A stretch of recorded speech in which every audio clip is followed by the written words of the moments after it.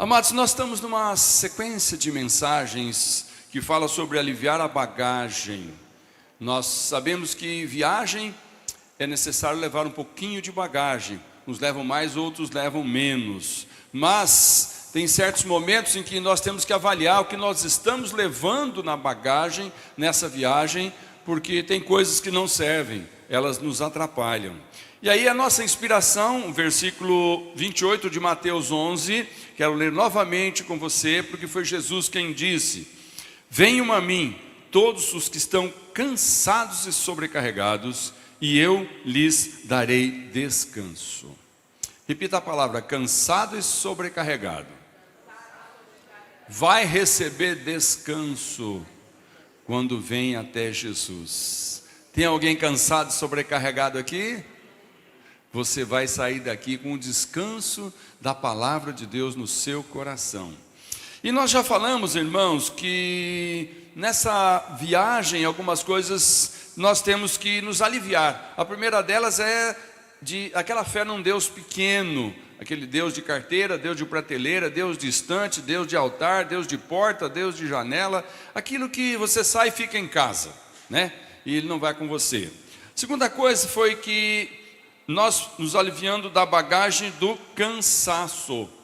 É claro que toda viagem, dependendo da sua extensão, ela traz mais ou menos cansaço. Mas o Senhor diz que nessa nossa viagem, passando pela terra, se alivie do cansaço. Porque nós temos alguém dirigindo para nós. A nossa vida está nas mãos de Deus. Ele nos dirige, não tem o porquê ficar cansado e sobrecarregado. Aí a terceira falou sobre preocupação. A preocupação nasce quando você quer se ocupar com algo antes do tempo. Você se preocupa e aí não está pronto ainda, Deus ainda não abriu todas as portas, não preparou todas as saídas, e a gente fica lá: será que vai acontecer? Não vai acontecer? Então a preocupação nessa nossa viagem pela terra até o dia que o Senhor nos chamar, ela tem que ficar de lado. Não podemos mais continuar vivendo bem, com boa qualidade, com preocupação. Domingo passado nós falamos sobre a aflição. A aflição é quando o estágio da preocupação começa a ficar muito sério e a gente começa a não ver saídas. A gente estava preocupado, tentamos ficar despreocupado, mas de repente a gente não viu saída na hora que a gente queria, do jeito que a gente queria, e aí aquilo começou a virar uma aflição. Mas hoje nós vamos ver aliviando a bagagem do pânico. Você percebe que é um outro estágio. As coisas vão acontecendo. Você vai cansando, você vai se preocupando, vira aflição e de repente se transforma em pânico. Mas olha que coisa linda que tem lá no Salmos 23, no versículo 4. Eu quero que os irmãos acompanhem a leitura no telão comigo.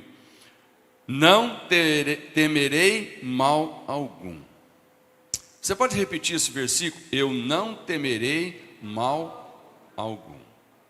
Quando você diz: eu não vou ficar com medo de nada, você não faz ideia, mas você está se livrando do princípio do pânico. Porque o princípio do pânico, ele começa com preocupações, ansiedade, e de repente aquele medo vai crescendo e ele vira pânico. Agora, medo todo mundo tem, não tem? Mas eu não estou querendo dizer aqui aquele medinho que a gente tem às vezes de um bicho, né? Um escorpião, um rato, uma barata. Isso daí é um medinho assim que tem gente que fala: você tem medo disso, tal, né? Mas existe também um outro tipo de medo, irmãos, que é um pouquinho mais sério, que é o medo de doença. Todo mundo tem, não tem? Claro. Falou, a irmã estava contando aqui, né? A hora que o médico falou: olha, você tem que fazer o exame rápido, de imediato, não deixe para fazer depois, já vamos fazer já. Por quê? Porque doença é uma coisa muito séria. Então quando você ouve falar: olha, você está doente, o medo é normal, acontece mesmo, sabe? Outra coisa, violência. A gente está vendo aí ondas de violência, as notícias correm e a gente fica aí medo do que pode acontecer com alguém violento, com alguém irritado, nervoso. Medo do desemprego, medo de morte. E esse último medo que atacou a gente aí nos últimos 2, 3 anos, o medo da Covid, né? E às vezes não morreu de Covid, mas tem a sequela da Covid. Então a pessoa fala, meu Deus, o que será que vai ser a sequela disso que eu acabei de pegar? Sarei, mas agora vem lá as consequências. Então, ter medo é uma coisa natural. Não tem problema nenhum se você está passando por algum tipo de medo. A questão é, não deixa esse medo crescer a ponto de virar pânico. Porque o que é o pânico? O pânico é um medo fora do controle. O pânico é um medo que já passou por vários estágios, né? Já te causou ansiedade, preocupação, já te causou uma opção de outras coisas, e de repente você perde o controle da situação por causa do pânico, e uma pessoa em pânico, ele faz coisas que ele jamais faria, ele jamais falaria, porque ele está em pânico. Então, pânico é algo que nós temos que nos livrar. Na vida de um cristão, irmãos, o pânico vai ameaçar, mas ele não pode encontrar lugar para ele prevalecer. Amém? Lá em 1 João capítulo 4, versículo 18, nós temos uma palavra linda que ajuda a gente a controlar o medo. Olha o que diz aqui, 1 João 4, 18. No amor não há medo. Pelo contrário, o perfeito amor expulsa o medo, porque o medo supõe castigo. Aquele que tem medo não está aperfeiçoado no amor. Deixa eu explicar para o irmão aqui. No amor não há medo. Como assim? Quer dizer que se eu estou com medo eu não amo? Não, irmãos, não é isso. Está dizendo que quando você confia no amor de Deus por você, não tem por que ficar preocupado, em pânico. No amor que Deus diz que tem por nós, ele é tão verdadeiro, ele é tão maravilhoso, que não pode gerar nenhum tipo de medo de que eu não vou conseguir agradar a Deus. Jesus veio remover o medo de não ser amado por Deus o suficiente. Pensa nessa frase. Jesus veio remover o medo de não ser amado por Deus o suficiente. Todos nós temos um senso de certo e errado. E quando a gente tem a noção de que o que nós fizemos é errado, a primeira coisa que o medo nos leva a pensar é que Deus agora virou as costas para a gente. Deus agora não vai mais nos ajudar. Deus agora está tão aborrecido que ele ficou emburrado com a gente. Aí vem Jesus e diz, sabe por que eu vim na terra? Porque Deus te ama tanto, tanto, tanto, que ele preferiu abrir mão de mim, o seu filho lá do céu, e mandar para a terra, para se transformar num homem como você, para sentir realmente tudo que um homem sente, e entregar a vida para pagar um preço caríssimo, para que esse medo que todos têm, de que Deus não gosta da gente naqueles momentos que a gente peca, naqueles momentos em que a gente erra, esse medo, para aquele que aceitou Jesus como seu Senhor, aquele que se sente um filho amado de Deus, esse medo não existe. Então, irmãos, quando você tem medo de alguma coisa sobre, será que Deus está? Avalie, como é que anda a sua fé em Jesus? Porque uma coisa é acreditar que Jesus existe, bem poucas pessoas nesse planeta não acreditam.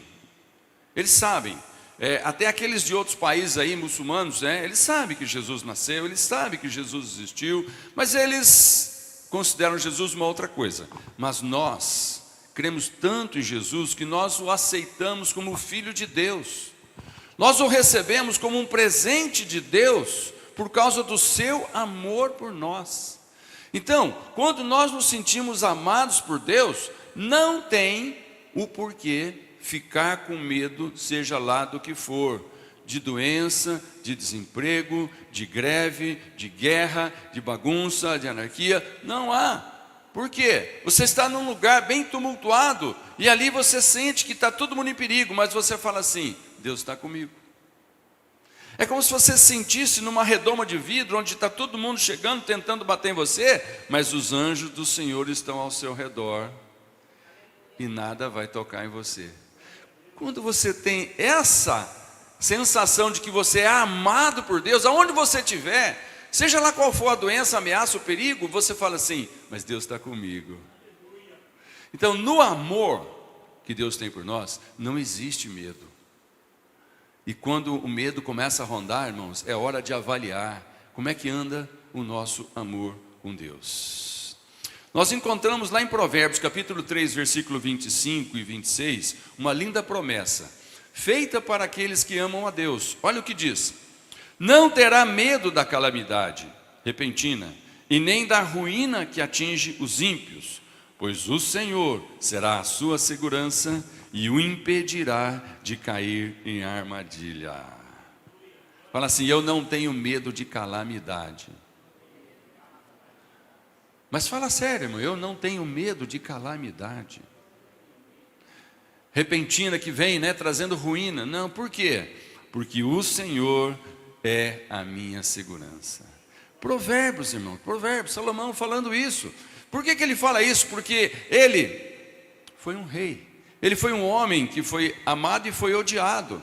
Ele foi um homem que ele agradou e desagradou. Então tinha momentos em que vinham pessoas, davam um tapinha nas costas, abraçavam e agradecia. Mas tinha momentos em que ele ficava sabendo que o inimigo estava tramando acabar com a vida dele.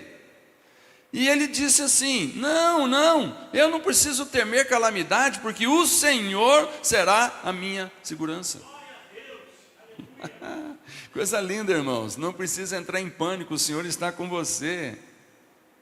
Agora, o pastor e escritor Max Lucado, acho que alguns aqui já conhecem porque já leram o livro dele, ele escreveu uma coisa muito linda que eu quero reproduzir para você. Ele diz assim, todas as coisas vêm do propósito de Deus e servem à sua boa vontade.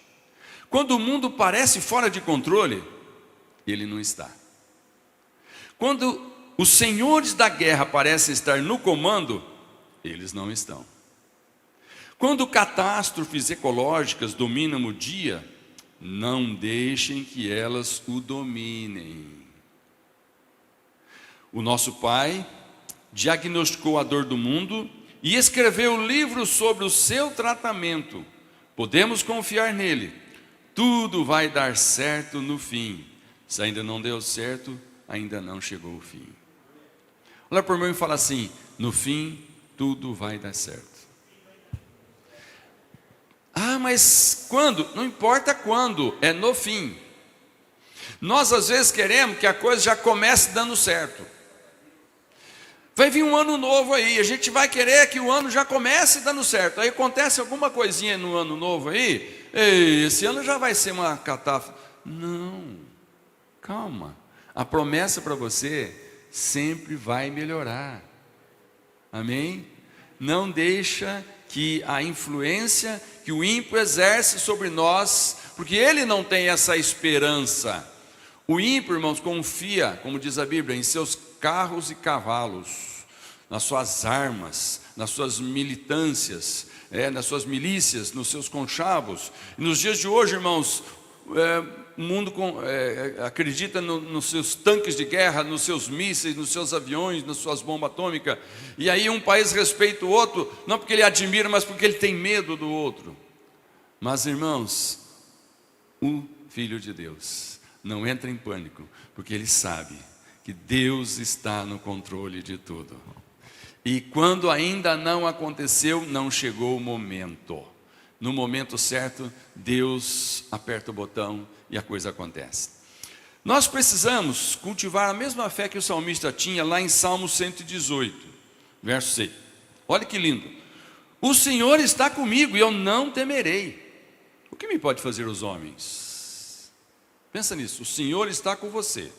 Diga, o Senhor está comigo. Eu não preciso ficar com medo de homens. Amém, irmãos? Disse só para me agradar ou disse para você mesmo com certeza? O Senhor está comigo. Eu não preciso ficar com medo de uma notícia de um médico, com a notícia de um governo, com a notícia do patrão. Enfim, não preciso. Por quê? O Senhor está comigo. Eu não preciso ficar com medo do que os homens podem me fazer. Porque se eles podem me fazer mal, a mão do Senhor é o limite até aonde eles podem chegar. dali não passa. E sabe de uma coisa? Quando Deus diz basta, agora vem a recuperação. Quando Deus fala assim, maligno, cansou de bater? Ok, agora as tuas forças acabaram, mas agora eis que eu levanto o meu servo com força, vigor, porque eu tenho um propósito na vida dos meus filhos, e não é nenhuma ameaça maligna, não é nenhuma doença, nenhuma outra coisa qualquer que vai interromper o que Deus começou, e só vai parar quando Ele terminar e de Ele disser basta. Como diz Jesus, nas tuas mãos entrego o meu espírito. Aleluia. Mas irmãos, existem níveis de medo. Por exemplo, o medo leve a gente classifica como uma apreensão, apreensividade. É aquele que você ouviu a notícia, e não sei não, hein, o que é isso? É uma apreensão, é um medinho, mas é leve. Depois ele vira moderado, vira preocupação. É isso que eu ouvi, no começo fiquei apreensivo, mas agora parece que é verdade. Aí aquilo começa a preocupar. Depois ele vai crescendo, porque quando ele começa a se repetir, ele é constante, ele vira ansiedade. Aconteceu de novo, aconteceu de novo, aconteceu de novo. Você vai ficando assim, de apreensivo para preocupado, e agora começou a ficar ansioso. E aí, irmão, chega um ponto que aquilo vira pavor. Tem o pavor. Os irmãos têm pavor de alguma coisa? A gente normalmente tem pavor daquilo que já aconteceu, já nos fez sofrer, e aí você fala, meu Deus, não quero nem chegar perto disso, tem pavor disso. Não é verdade? Mas sabe qual é o destino final que o inimigo tem quando ele lança um medinho chamado apreensividade, preocupação, ansiedade? Ele quer nos levar ao pânico. Por quê?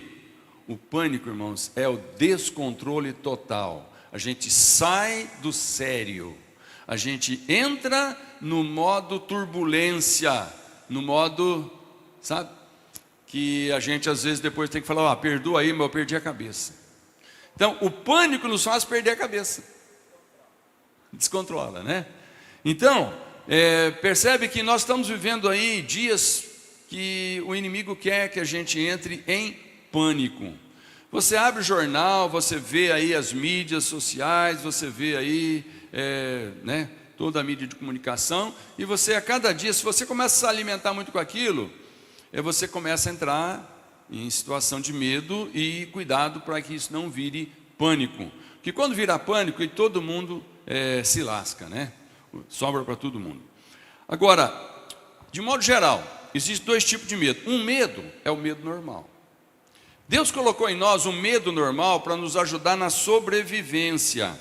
Por quê? O medo normal é um mecanismo de defesa que Deus colocou no ser humano, para que a gente possa usar de sabedoria e se proteger. Por causa do medo, às vezes você deixa de subir numa escada que está para quebrar. Por causa do medo, às vezes você avalia a sua idade e o seu trabalho e você chega a uma conclusão. Não.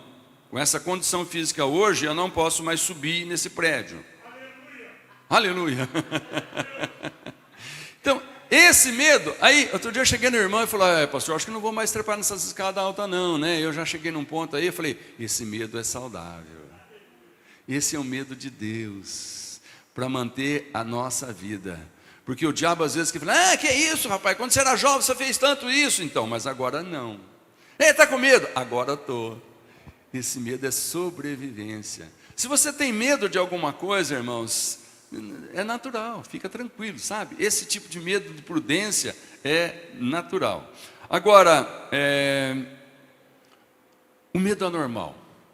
O natural é esse aí, o medo anormal. O medo anormal, irmãos, é quando você fica desequilibrado, é um desequilíbrio entre o medo e a razão. O medo natural e a razão. Por exemplo, porque você tem medo de sofrer um acidente de carro, o que seria a razão? Bom, o medo normal fala que então eu vou andar na velocidade normal, vou revisar o carro e vou tomar todos os cuidados, vou ser prudente. Esse é o medo normal. E o anormal? Quer saber de uma coisa? Eu estou vendo acontecer tanto acidente que eu nunca mais vou andar de carro.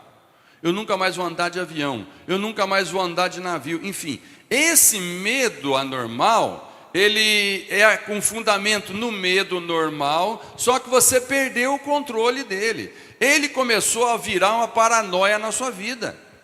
Ele começou a querer ocupar um lugar que vai te levar ao pânico.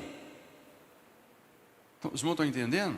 Então, o medo normal e o medo anormal. Então, Deus não quer que o medo anormal venha sobre nós. Deixa só o normal, que o normal é de Deus para a nossa sobrevivência.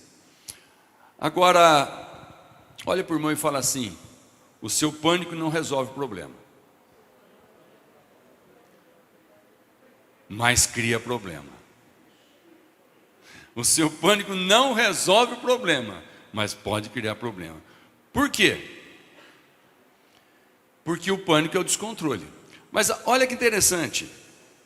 Jesus, como homem, tá? Vou falar Jesus como homem, não Jesus Deus. Agora nós vamos falar do Jesus como homem. Ele tinha um corpo igualzinho ao nosso.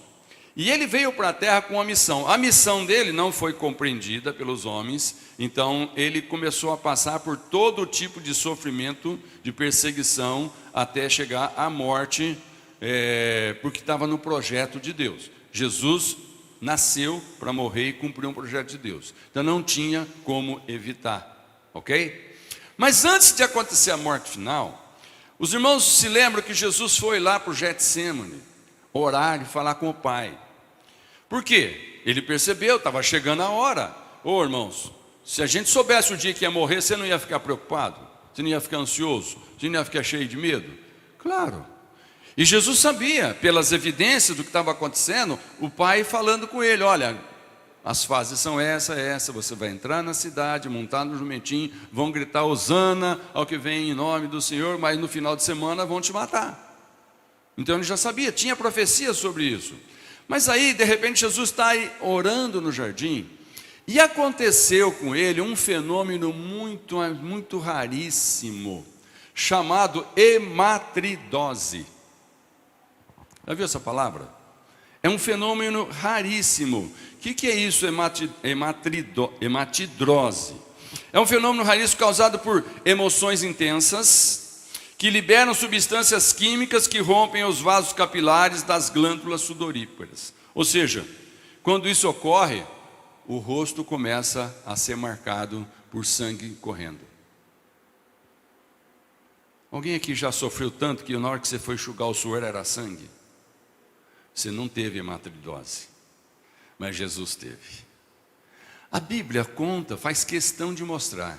Agora você imaginou pessoas olhando e falando: ei, mas filho de Deus está suando sangue, está com medo. Ué? Filho de Deus, todo-poderoso, fez tantos milagres, curou, ressuscitou, papapá, e agora está aí, suando sangue de tanto medo. Jesus estava com medo, mas Jesus não entrou em pânico. O que seria entrar em pânico? Entrar em pânico, irmão, seria fugir da cruz. Entrar em pânico, irmão, seria ir lá e correr, falar com a mãe, falar com os discípulos, falar com a política, e negociar daqui, arrumar um exército. Não, isso não vai me acontecer, estou em pânico, eu não vou enfrentar. Isso seria entrar em pânico. Jesus não fez isso. A Bíblia faz questão de mostrar Jesus passando pelo pior do momento de agonia, de sofrimento, de dor, mas Jesus não entrou em pânico. Por que a Bíblia faz questão de mostrar que até Jesus passou pelo perigo do pânico, mas o pânico não pegou Jesus? Para mostrar para nós que quando você tiver, por exemplo, com as mãos suando, não precisa esconder não, é normal, você está com medo de alguma coisa. Quando você tiver, por exemplo, com a boca seca, é normal quem vai às vezes pregar, vai falar pela primeira vez, vai trazer uma palavra, vai se comunicar. Tem pessoas que a boca seca. Por que eu tenho a minha garrafinha d'água aqui, ó?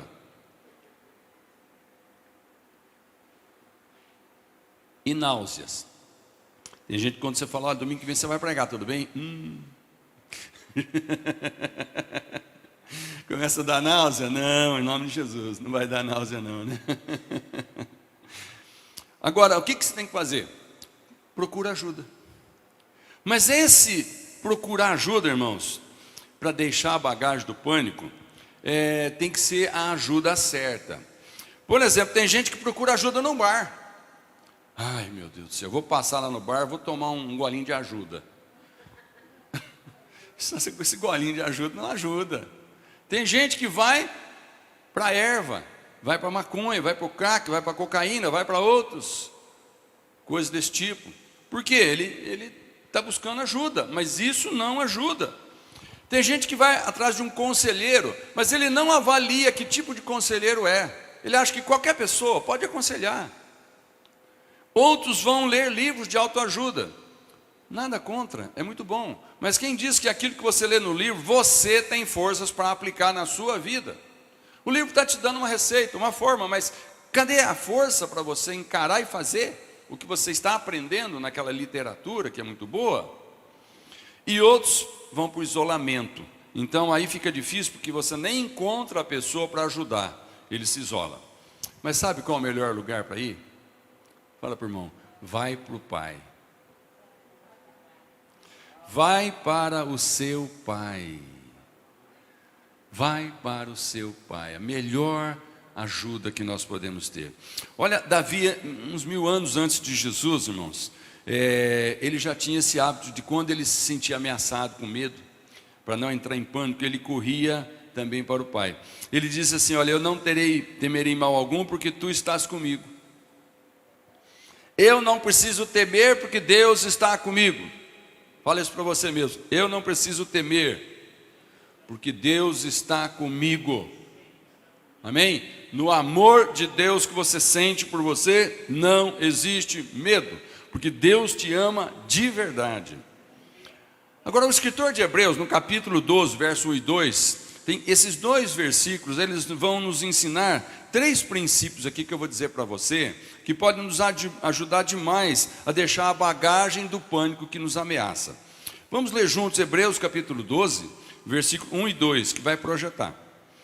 Portanto, também nós, uma vez que estamos rodeados por tão grande nuvem de testemunhas, livremo-nos de tudo que nos atrapalha e do pecado que nos envolve, e corramos com perseverança a corrida que nos é proposta, tendo os olhos fitos em Jesus, autor e consumador da nossa fé. Ele, pela alegria que lhe fora proposta, suportou a cruz, desprezando a vergonha, e assentou-se à direita do trono de Deus. Vamos fazer igual? Esses 2 versículos nós vamos digeri-los aqui, nesses 3 princípios. A primeira coisa que eu quero que você entenda, para você deixar a bagagem do pânico, é: abandone tudo que te atrapalha. Abandona. Sabe o que é abandonar?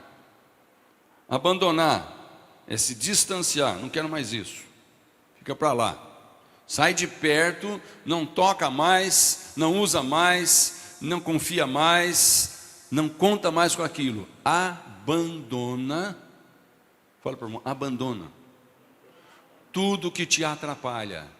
Primeira coisa para fazer, para se livrar do estágio do pânico. Está atrapalhando? Abandona. Não insiste, abandona. Hebreus capítulo 12, verso 1, olha só, Paulo está comparando aqui com uma corrida, tá bom? Então ele fala, quem começa a corrida, olha só as fases.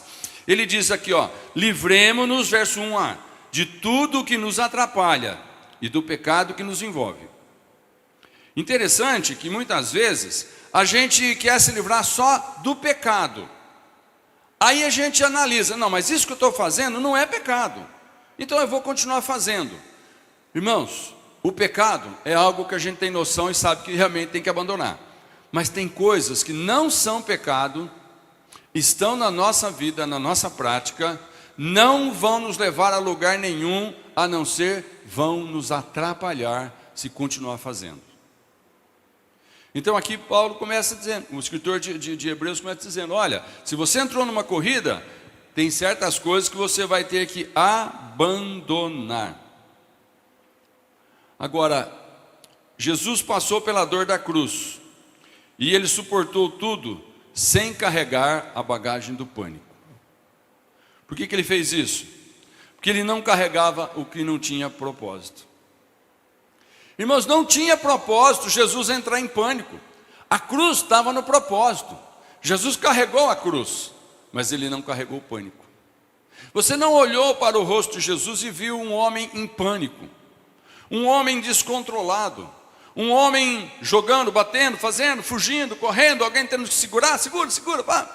Não, você vê um homem calmo, sereno, carregando a cruz, estão batendo nele, estão xingando ele, estão pregando ele, estão humilhando ele, estão zombando ele, e ele, cordeiro, mudo e calado. Você não vê pânico no rosto de Jesus. Você não vê pânico no rosto de Jesus. Então o pânico não foi algo que chegou até Jesus, embora ele passou por todos os sofrimentos e dores. Agora, tudo que está sem propósito na sua vida pode deformar você. Olha essa frase, leia essa frase. Tudo o que está sem propósito na sua vida pode deformar você. Não sei se eu escrevi essa frase, dá uma olhadinha aí, Hugo. Se eu escrever essa frase: tudo o que está sem propósito na sua vida pode deformar você. Amém? Os irmãos estão conseguindo ver? Tem essa frase aí ou não? Então eu esqueci. O autor de Hebreus, irmãos, ele deixa claro que nós devemos nos livrar não apenas do pecado, né, mas também daquilo que não é importante. Por quê? O que é pesado? Tudo aquilo que não tem propósito. Tudo aquilo que você tem que carregar, mas não tem um propósito, para carregar isso é pesado. Por quê? Porque o que tem propósito, Deus ajuda a carregar. Aquilo que está no projeto de Deus, que vai servir para alguma coisa, pode ser difícil fazer, mas Deus está te ajudando a carregar. Surge dinheiro, surge saúde, surge soluções, surge pessoas, tudo, do nada. Por quê? O propósito de Deus, você está dentro dele. Agora, aquilo que começa a não dar certo, começa a complicar, você até ora: Deus, mas não é possível, isso não está dando certo, o Senhor não me ouve mais, o Senhor não fala comigo, o Senhor esqueceu de mim. Por quê? Deus fala assim: não tem propósito, isso não faz parte do meu projeto na sua vida, então eu não vou te ajudar a carregar algo que não fui eu que pus sobre você, foi o diabo que te pôs, o diabo que carregue. Irmão, será que não tem coisa que nós estamos fazendo, foi o diabo que pôs nas nossas costas, e nós estamos pedindo para Deus ajudar a carregar? Ô Senhor, me ajuda a carregar esse fardo que o diabo pôs nas minhas costas. Falou: joga fora, não fui eu que pus. Como é que eu vou ajudar você a carregar uma coisa que o diabo pôs para te prejudicar? Eu não posso abençoar esse negócio maligno, que para alguém ganhar dinheiro, o outro tem que perder saúde. Uma vez eu fiquei sabendo de alguém, fazendo um trabalho numa favela aí, e que as pessoas se diziam que também agora eles eram convertidos. Só que de repente eles passavam lá no líder religioso: olha, faz uma oração forte aí, abençoa essa arma que eu preciso dar uns tiros e não posso errar. Orar um revólver para matar alguém não tem propósito, né? Não foi Deus que pôs. Mas acontecem essas coisas. Agora, tudo o que não é necessário precisa sair da nossa vida. Tem coisas, irmãos, que às vezes você começa uma corrida e elas estão com você, e você de repente começa a chegar à conclusão que isso não precisa. Se você está, por exemplo, no lugar e precisa correr, mas está segurando alguns objetos, você corre um pouco segurando, mas de repente você percebe que aquilo está te atrapalhando, você começa a jogar fora, né? Tira uma mochila, tira uma bolsa, tira isso, tem gente que tira até a camisa, porque fica mais fácil para correr. Então, alguma coisa que você iniciou uma corrida, estava com você, mas se você decidiu que precisa correr mesmo, você fala: não, eu tenho que me livrar disso. Eu não estava esperando fazer essa corrida, surgiu agora de imediato. Então agora isso aqui está me atrapalhando, joga fora. Tá? Então, quando a jornada é longa, irmãos, nós temos que jogar os pesos, nem que eles sejam pequenos. Quando você vai fazer uma jornada longa, agora nós estamos falando de que nós estamos fazendo uma viagem na terra, amém? Enquanto a gente não chegar lá no paraíso, onde Jesus está nos esperando, essa viagem está correndo. Então nós temos que nos livrar de algumas coisas. Então a primeira coisa é: livre-se daquilo que te atrapalha, abandone tudo que te atrapalha. A segunda coisa, irmãos, invista em sua jornada cristã. Olha para o irmão e fala: vamos investir na nossa jornada cristã? Jornada cristã, você acredita que você tem uma jornada cristã? Claro. Quando você se torna um corredor? Quando você começa ou quando você se termina? Quando que você se torna um corredor, irmão? Quando você começa a correr ou quando você termina a corrida? Dá o tiro de largada, você fala: olha quantos corredores. Todo mundo que está ali começou, é um corredor. Agora, na chegada, um dos corredores venceu, então ali tem um vencedor. Mas no começo da jornada tem um corredor. Não estou entendendo? Quando que você se tornou um corredor na jornada cristã? Quando você disse sim para Jesus: entrego a minha vida, e daqui para frente o Senhor vai me dirigir, vai me guiar, vai ouvir as minhas orações, e nós vamos caminhar juntos. Você iniciou uma corrida, carreira cristã, você começou quando você aceitou Jesus. Então eu estou olhando aqui para todos nós, irmãos aqui, e todos nós somos corredores, amém? Todo mundo aqui é um corredor. Então essa palavra aqui está dizendo para nós, ó, você comece a se livrar dos pesos dessa corrida, porque senão elas vão dificultar a sua corrida. E comece a investir nessa jornada cristã. Comece a se preparar com conhecimento da palavra, com oração, com momentos de comunhão com Deus, de comunhão com a igreja, de comunhão com tudo aquilo que vai te ajudar a chegar no propósito da corrida, porque você já está na corrida. E é triste que às vezes nós encontramos alguns irmãos parados na corrida, o que foi, irmão, não vai mais nem culto? Então, estou desanimado. Irmãos, essa pandemia aí deu uma parada geral em muitos corredores, e tem gente que está parada até hoje. Já faz mais de 2 anos, o sujeito na igreja não vem. Vai no mercado, vai na loja, vai nos passeios, vai no shopping, mas na igreja não vem. Por quê? Ele decidiu não investir mais na jornada cristã, o que é uma pena. Agora, eu acho legal porque nessa comparação do autor de Hebreus, ele coloca ali que na corrida tem torcida. A torcida acompanha o corredor. Não acompanha? E muitas vezes a torcida atrapalha, não atrapalha? A torcida às vezes desanima o cara, porque é que nem jogo, né? Quando a torcida começa, né? Vai, o jogador fica animado. Mas quando a torcida começa a vaiar, o cara fica humilhado e já não dá o mesmo rendimento, né? Aí está no finalzinho do jogo, na prorrogação, e o adversário marca um gol. Tristeza. Agora, olha só, o conselho: uma vez que estamos rodeados por tão grande nuvem de testemunhas, nós precisamos tomar cuidado com a torcida. Uma vez que tem gente olhando para nós como corredores na carreira cristã, toma cuidado com a torcida, ela não pode desanimar você. Quantos entenderam? Segunda coisa é o corredor. Tem que correr com perseverança a corrida que nos é proposta. O corredor, correr com perseverança. O que é perseverança? É não desistir na hora que dá vontade, dá canseira e dá aquela situação de pânico. Todo corredor precisa ser perseverante. E a terceira coisa, então nós temos a torcida, o corredor e a motivação. Quem está vendo a torcida, quem está perseverando, apesar de aqueles momentos que a torcida está vaiando, ele precisa, para chegar até a reta final, tendo os olhos fitos em Jesus, autor e consumador da fé, e não em pessoas. Quando nós começamos a carreira cristã, se você olhar para pessoas, algumas nem todas, vão desanimar você. Quando a gente começa a fazer um balanço, por exemplo, esse mês de novembro eu fiz 24 anos de ordenação ao ministério. Tenho mais de 50 anos de crente, mas 24 anos de pastor. Irmãos, vocês não acham que muita gente nesses 24 anos tentaram me parar? Foram muitos os que me ajudaram a avançar.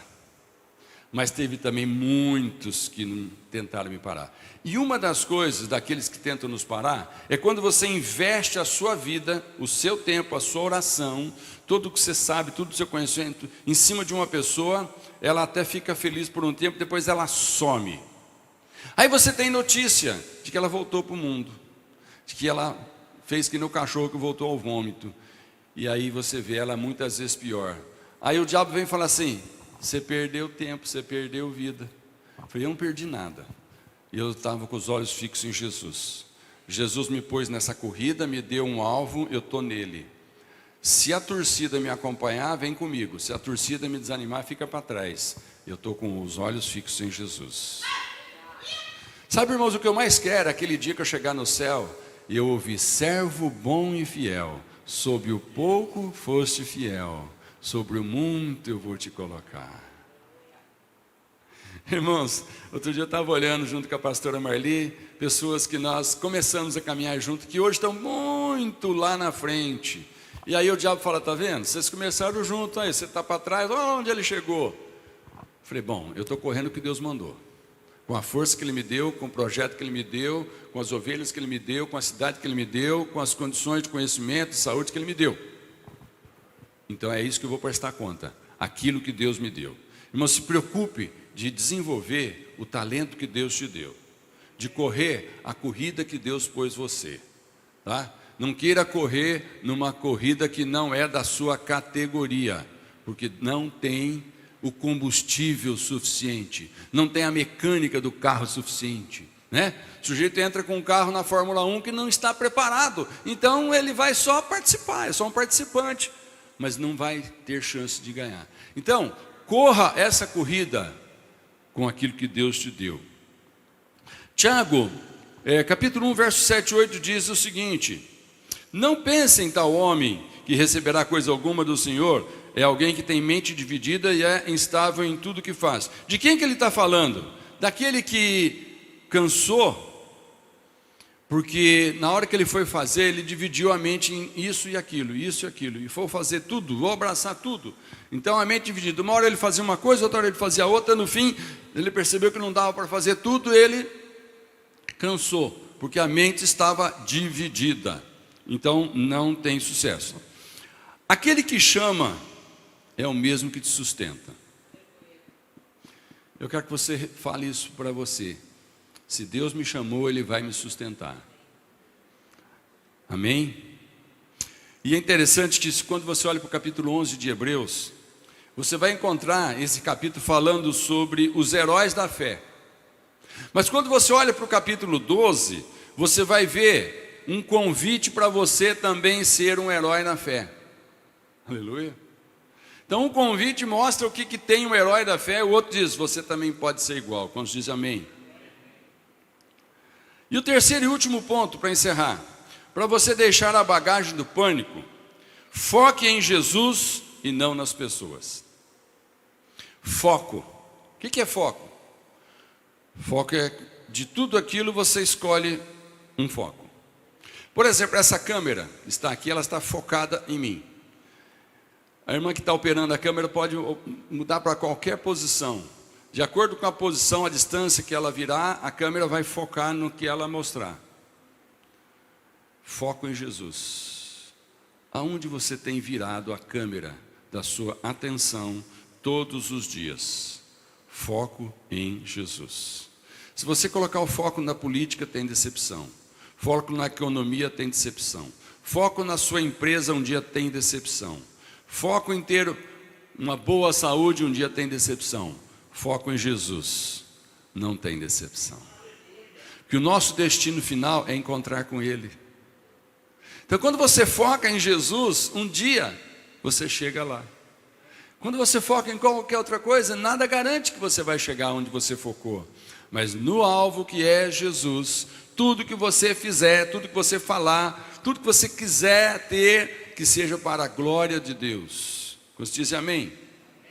Então Hebreus 12, 2 diz assim: tendo os olhos fitos em Jesus, autor e consumador da nossa fé, tirar os olhos de Jesus fará com que você fique no meio do caminho.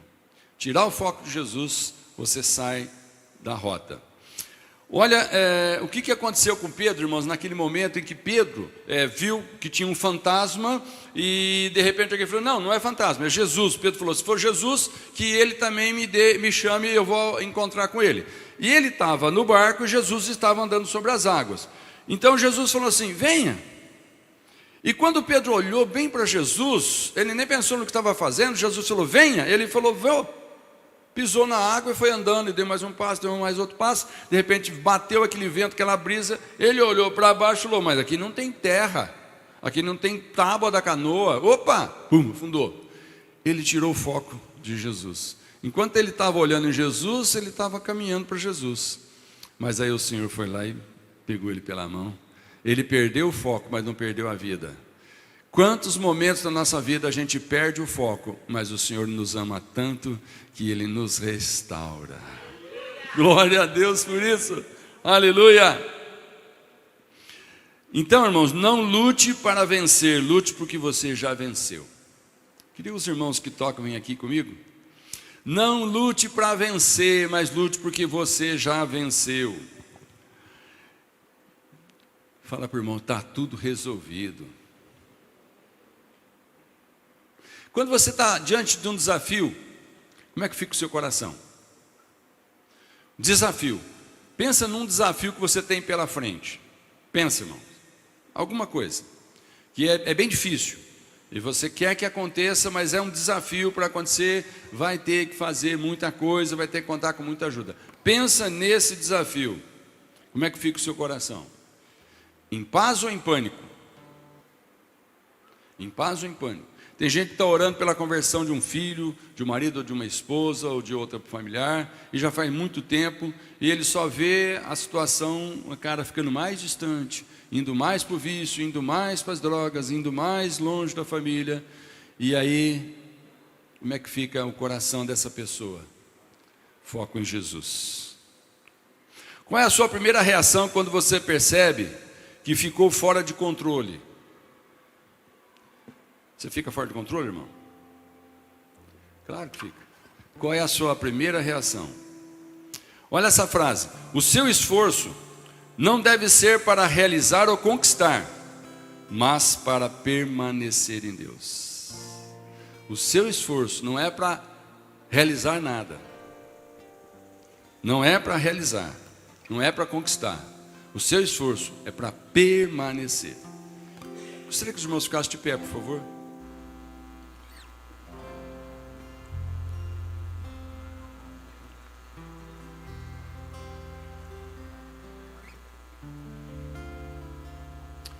Irmãos, tem batalhas que nós estamos lutando há muito tempo, mas elas já poderiam ter sido vencidas apenas com o nosso descanso no Senhor. Descansa no Senhor enquanto Ele prepara tudo o que é o necessário para colocar você na vitória daquilo que Ele te mandou fazer. Se você está num projeto que Deus não mandou fazer, não conte com a ajuda dEle. Não foi Ele que mandou. Não vai ter as ferramentas dEle, não vai ter o recurso dEle, não foi Ele que mandou. Se você está carregando um fardo, um peso há muito tempo e descobriu, não foi Deus que me pôs, é por isso que eu estou sozinho, as minhas forças estão acabando. E nem adianta orar para que Deus te ajude a carregar o fardo que o inimigo colocou nas tuas costas. Porque o conselho é, abandona. Hebreus 12, 2, no último versículo que eu vou ler para você, diz: Ele, Jesus, pela alegria que lhe fora proposta, suportou a cruz, desprezando a vergonha, e assentou-se à direita do trono de Deus. Mas olha que linda essa frase que você vai ler comigo. Jesus venceu a cruz e ganhou o trono. Olha por mim e fala, e Ele espera por você. Aleluia. Venceu a cruz, irmão, e ganhou o trono, e está esperando por nós. Como é que fica o seu coração? Jesus está esperando por nós. Agora nota bem, que Deus não tirou a cruz de Jesus. Deus tirou o medo do coração de Jesus a ponto de ele entrar em pânico. Deus pode não tirar uma cruz que você precisa carregar, mas Deus pode não deixar você entrar em pânico carregando esse fardo, porque o Senhor é contigo. Amém? Então Jesus carregou a cruz, mas não sofreu de pânico. Então muitas vezes nós estamos orando e nós vamos ter que continuar carregando essa cruz, mas na nossa oração Deus vai ser fiel e justo e não vai nos deixar entrar em pânico, que a pânico traz morte. Quando uma situação contrária, dolorosa, difícil chegar na sua vida, não entre em pânico, alivie sua bagagem, porque o Senhor é o seu pastor. Quando as coisas doem, lembre de 3 coisas. Primeira, vá para casa, medite até entender o amor de Deus, até chegar a um ponto que tu estás comigo, Senhor. E tira o foco de você e coloque o foco em Deus. Vai para casa, medite até entender o amor de Deus e tire o foco de você. Então, para finalizar, essa palavra, irmãos, que nos ajuda a deixar a bagagem do pânico, só lembrando esses 3 procedimentos, presta muita atenção. Primeira coisa, para não entrar em pânico, abandone o que te atrapalha. Segunda coisa, invista na sua jornada cristã. Terceira coisa, foque em Jesus e não nas pessoas. Aleluia! Quantos acreditam aqui que Deus quer que você desfrute de todas as coisas boas da vida? Deus quer, Deus está preparando. Tem jardins maravilhosos que Deus quer que você entre neles e contemple a beleza, porque foi Deus quem fez. Você acredita nisso? Tem coisas lindas, maravilhosas, são jardins floridos que Deus preparou. Quando Deus fez Adão e Eva, colocou num jardim, lugar lindo, maravilhoso. Então Deus vai te levar, irmãos, a situações maravilhosas. Deus vai te colocar em lugares lindos, preciosos. Mas quer um conselho? Não evita entrar nos jardins da vida, mas não entre lá sem Deus. Aleluia. Não evite entrar nos lugares bons que Deus vai te pôr, mas se Deus não estiver lá, não entre lá sem Deus. Guarda isso no seu coração. Então não olhe para o tamanho da montanha, mas você tem que olhar e orar para que Deus remova a sua montanha. Quantos aqui hoje gostariam que eu orasse por você, para que você fixasse mesmo os seus olhos em Cristo? Baixe sua cabeça, eu quero orar por você. Pai, em nome de Jesus, essa palavra falou muito comigo, Senhor. Eu sei que essa palavra também está falando com a tua igreja, com todos aqueles que estão aqui, com aqueles que estão nos ouvindo. Eu sei que essa palavra, Deus, vai abençoar muito os teus filhos, porque eles não entrarão em pânico, não perderão o controle. Ó Senhor Deus, eu te peço agora que todo o pânico que nos rodeia, que ele seja retirado agora, em nome de Jesus, e que venha sobre nós uma unção de coragem, de confiança, de ousadia, de acreditar que nós somos filhos amados de Deus, e que Ele cuida de nós. Essa é a minha oração em nome de Jesus. Amém? Põe a sua mão sobre o seu peito e diga assim: eu sou um filho amado de Deus. Eu não sou um órfão. E o meu Pai cuida de mim. Amém. Glória a Deus. Aleluia. Que Deus continue falando ainda mais no seu coração.